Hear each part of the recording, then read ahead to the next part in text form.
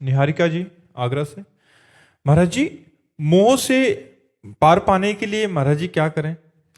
भगवान से ममता कर लो, मोह का नाश हो जाएगा। ये मोह जो है ये सबको अंधा किए हुए है।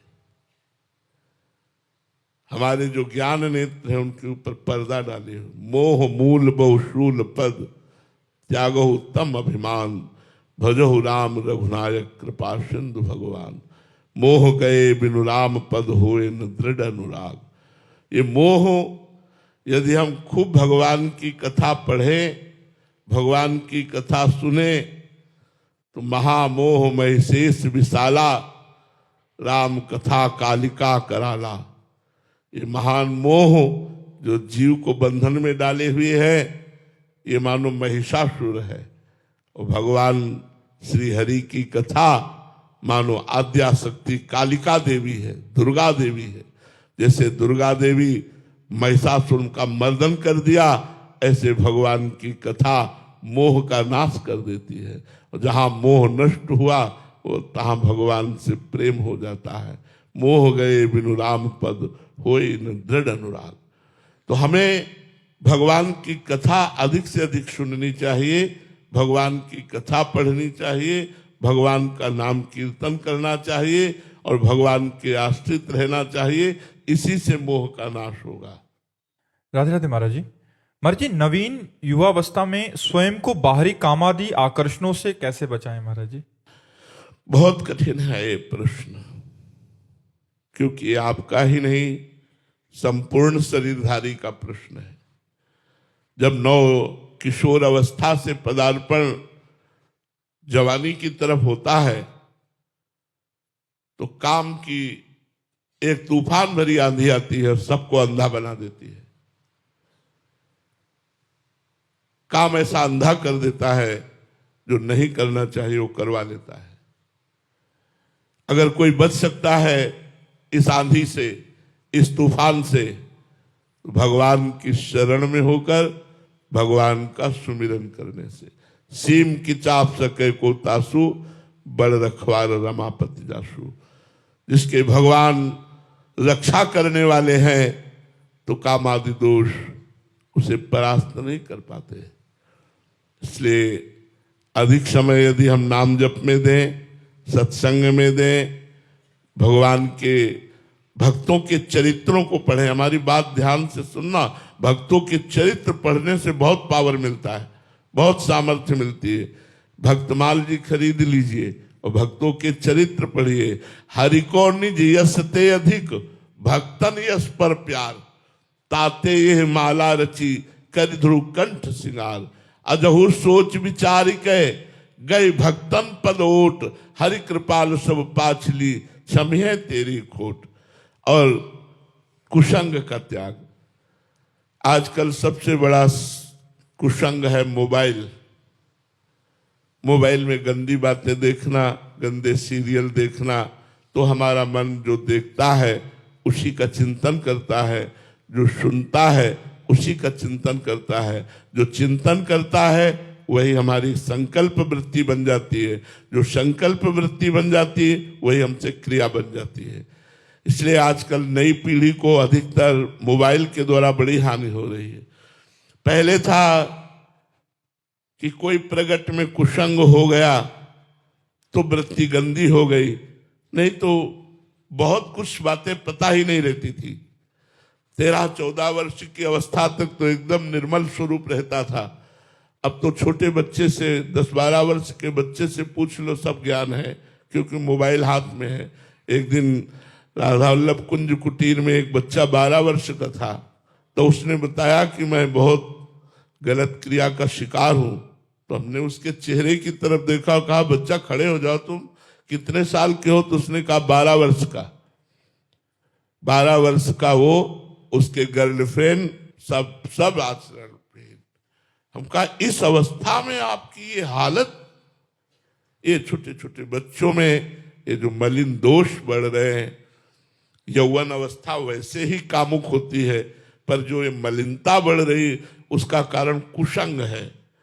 मोबाइल का कुसंग, सीरियल आदि का कुसंग, व्यक्तियों का कुसंग, दोस्तों का कुसंग, ये हमें भ्रष्ट करता चला जा रहा है, नीचे गिराता चला जा रहा है। यदि हम कुसंग का त्याग करके सत्संग का सेवन करें और भगवान का चिंतन करें तो काम से बच सकते हैं। जहां राम तहां काम नहीं, और जहां काम नहीं राम। जहां काम की वृत्ति रहती है वहां भगवान का चिंतन नहीं रहता, और जहां भगवान का चिंतन रहता है वहां गंदी वृत्ति नहीं रहती। अगर गंदी वृत्ति भगवान के चिंतन करने वाले में है तो वो कहीं ना कहीं भगवान के चिंतन से त्रुटि कर रहा है, चूक कर रहा है। अगर निरंतर भजन हो तो गंदी वृत्ति रह ही नहीं सकती। भजन अध्यात्म ही एक उपाय है जिससे समाज को और अपने आप को हम संभाल सकते हैं, सुधार सकते हैं। अरुण कुमार जी, राधे राधे महाराज जी। महाराज जी, हाँ, हम आपका सत्संग सुनते हैं, बट जब कोई हमसे छल कपट करता है तो आपके आदेशानुसार हम उसको जवाब नहीं देते, लेकिन मन ही मन मायूस होते हैं, जिससे नाम जप में रुकावट आती है। ऐसी स्थिति में महाराज जी क्या करें? महाराज जी उस समय छल कपट कोई करे तो उस समय विचार करना चाहिए कि कोई हमारा प्रारब्ध, जैसे हमारी कोई 100 रुपये की बेईमानी करनी, हमारा प्रारब्ध भोग है, पूर्व का 100 रुपया कर्जा था, इसलिए उसने बेईमानी करके ले लिया, निपट गए। हमको किसी ने गाली दे दिया, हमारा प्रारब्ध था, गाली सुनकर जो हृदय में जलन हुई, हमारा पाप नष्ट हो गया, निपट गए। हमको ऐसे विचार करना है। अध्यात्म दूसरे पे दोषारोपण ना करके अपने को देख करके बचा लेता है। ये मेरा प्रारब्ध था, जिस प्रारब्ध ने मुझे कष्ट दिया। अगर मेरा प्रारब्ध ना होता तो जो व्यक्ति छल कपट कर रहा है वो मेरे से अच्छा व्यवहार करता। मेरा ही प्रारब्ध कर्म उसके ऊपर सवार होकर उससे छल कपट, निंदा, अपमान, तिरस्कार आदि करवा रहा है। इसलिए इसमें इसका दोष नहीं, मेरा ही कर्म है, इसलिए मुझे सह लेना चाहिए। अगर हम विवेक का प्रयोग करेंगे तो बच जाएंगे। मायूस होने की जरूरत नहीं है, लड़ने की जरूरत नहीं है, विचार की जरूरत है। पॉजिटिव विचार ही हमको बचा सकते हैं और वो भजन से प्राप्त होते हैं।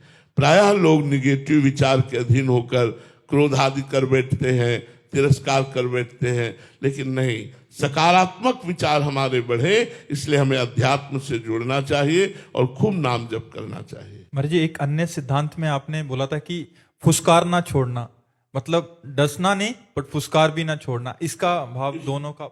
इसमें एक बात यह है कि शरीर के अनुसार और पद के अनुसार, अब जैसे स्त्री शरीर है, वो कोई बार बार चंचलता कर रहा है, कोई बार बार अभद्र, फिर हमें क्षमा नहीं करना चाहिए। अगर वो ज्यादा उपद्रव कर रहा है तो हमें कानून का सहारा लेकर उसे दंड दिलाना चाहिए, क्योंकि अगर उसको हम क्षमा करते रहे तो वो उपद्रव बढ़ाकर वो कहीं गलत आचरणों पे ना उतर जाए। अब पदाधिकारी है, वो अपने निज जनों को शासन में रखना चाहता है, तो अंदर से क्रोध ना रखते हुए भी यदि वो क्रोध नहीं करेगा तो उसके अनुशासन में उसके नीचे वाले नहीं रहेंगे।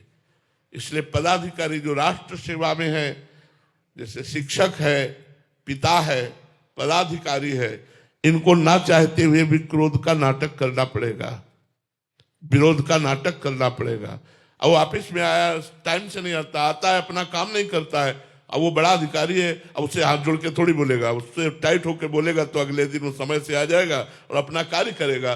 तो अधिकारी को, शिक्षक को, माता पिता को, गुरु को ना चाहते हुए भी विरोध भाव, क्रोध भाव प्रकट करना पड़ता है। अब बच्चा गलत आचरण प्यार से नहीं समझ रहा तो डांट लगा दी। अब ये सोचे कि अध्यात्म के विरुद्ध है, तो नहीं, अध्यात्म को समझना होगा। हाँ, अब हम जैसे जा रहे हैं, कोई गाली छोड़ दिया, लेकिन कोई किसी को सता रहा है, हम नहीं छोड़ेंगे, हम बीच में कूद पड़ेंगे, उसकी रक्षा करेंगे। ये सब विचार, इसीलिए कहते हैं हमें पॉजिटिव विचार के लिए भजन चाहिए। भजन करो, रामई भजे ते चतुर नर, जितना भजन करोगे उतनी बुद्धि विशाल विवेकवती होती जाएगी और आपको बचा लेगी और दूसरे को भी बचा लेगी। प्रियम मिश्रा जी, छत्तीसगढ़ से। राधे राधे महाराज जी। महाराज जी, कृपा क्या है? एक साधक अपने जीवन में कृपा की अवहेलना ना करे, इसके लिए उसको क्या सावधानियां रखनी चाहिए? सबसे बड़ी बात है मन को बार बार जो भोगों में, संसार में नाना प्रकार के व्यक्ति पदार्थों में जा रहा है, इसे हटाकर प्रभु में लगाए। जितना मन प्रभु में लगेगा उतना ही कृपा का अनुभव होगा, उतना ही हम शास्त्राज्ञा का पालन कर पाएंगे। प्रभु से मन हटा कि का हनुमंत विपत्ति प्रभु सोई, जब तो सुमिरन भजन न होई। जब भगवान का स्मरण नहीं होता, भगवान का भजन नहीं होता, तो मन भोगों में फंसा देता है। भोगों में फंसना ही विपत्ति है। भोगों का अधर्म पूर्वक भोगना ही कृपा की अवहेलना है। इसलिए कृपा का आदर करने के लिए मन को प्रतिपल प्रभु में लगाए रखें, जिससे वो गलत आचरणों की तरफ न जाए, जिससे हमारी बुद्धि शुद्ध बनी रहे। हमें शास्त्रों का स्वाध्याय करना चाहिए, सत्संग सुनना चाहिए, पवित्र भोजन पाना चाहिए और सावधानी पूर्वक प्रतिपल भगवत स्मरण करना चाहिए। इससे हमारे ऊपर कृपा और बढ़ेगी और कृपा का अनादर या अवहेलना हमारे द्वारा नहीं होगा। महाराज जी, कृपा का वास्तविक अर्थ क्या है? निरंतर भगवत स्मृति में तन्मय हो जाना। जाकी कृपा लवलेश ते मतिमंद तुलसीदास हु, पायो परम विश्राम राम समान प्रभु नाहि कहूं। कृपा का स्वरूप है भगवान के चरणों में मन का निरंतर लग जाना। सावई मनः कृष्ण पदारविंदयो। एक एक वृत्ति कृष्ण गृहीत मानसा। कृष्ण ने हमारे मन को ग्रहण कर लिया, आकर्षित कर लिया। एक एक वृत्ति कृष्णाकार हो गई।